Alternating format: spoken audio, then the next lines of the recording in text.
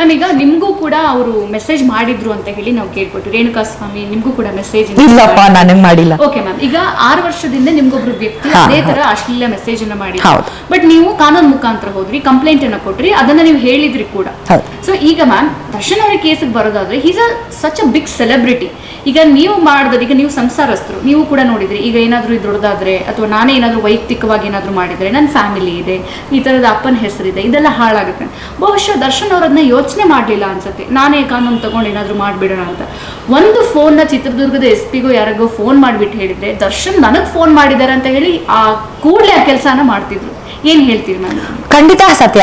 ಏನ್ ನೋಡಿ, ನಾನು ಹೇಳಿದೆ ದಟ್ ಒಂದ್ ಸ್ಟೆಪ್ ಅಹೆಡೇ ಹೋಗ್ಬಿಟ್ರು ದರ್ಶನ್ ಅವರು. ಏನು, ಯಾವ ಹುಡುಗ ನಾನೇನ್ ಮಾಡ್ಬೇಕಾಯ್ತು, ನನ್ನ 6 ವರ್ಷದ ಹಿಂದಿನ ಘಟನೆನಲ್ಲಿ ಹೋಗಿ ನನ್ನ ತೋರಿಸ್ಬೇಕಾಗಿತ್ತು, ಈ ತರ ಇದೆ ನೋಡಿ, ಡೀಟೇಲ್ಸ್ ಹಿಂಗಿದೆ ನೋಡಿ ಅಂತ ತೋರಿಸ್ಬೇಕಿತ್ತು. ಇಲ್ಲ, ಹಂಗಾಗ್ಲಿಲ್ಲ.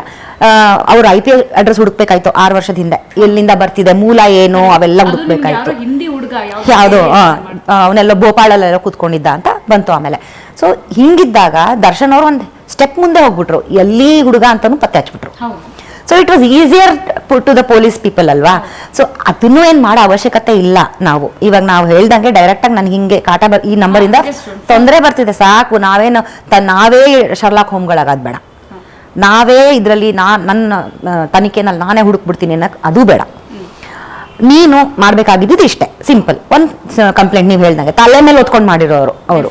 ದರ್ಶನ್ ಫೋನ್ ಮಾಡಿದ್ರ, ಬಾಸ್ ಫೋನ್ ಮಾಡಿದ್ರ, ಖಂಡಿತ ಮಾಡಿರೋರು ಅವರು, ವಿತ್ ಇಂಟ್ರೆಸ್ಟ್ ಕೊಟ್ಟು ಮಾಡಿರೋರು.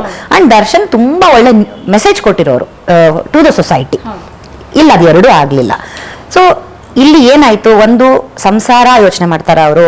ಸಂಸಾರ ಯೋಚನೆ ಮಾಡ್ತಾರೆ ಅಂತಂದ್ರೆ, ಅವ್ರ ಫ್ಯಾಮಿಲಿ ಬಗ್ಗೆ ಯೋಚನೆ ಮಾಡ್ತಾರೆ ಅಂತಂದ್ರೆ, ದರ್ಶನ್ ಆಸ್ ಅ ವ್ಯಕ್ತಿ ನಾವುಗಳು ಕೇಳಿರೋ ಅಷ್ಟು, ನನಗೆ ಅವರ ಜೊತೆ ಒಡನಾಟ ಇಲ್ಲ, ಬಟ್ ನಾವುಗಳು ಕೇಳಿರೋ ಹಾಗೆ, ಅಥವಾ ನನ್ನ ಹಸ್ಬೆಂಡೇ ನನಗೆ, ಗಂಡನೇ ನನಗೆ ಹೇಳಿರೋ ಹಾಗೆ, ಅವರ ಅಂಥ ಇಂಪಲ್ಸಿವ್ ಅಂತಾರಲ್ಲ, ತಕ್ಷಣ ರಿಯಾಕ್ಟ್ ಆಗ್ಬಿಡ್ಬೇಕು, ತಕ್ಷಣ ಸಾಲ್ವ್ ಆಗ್ಬಿಡ್ಬೇಕು ವಿಷಯ.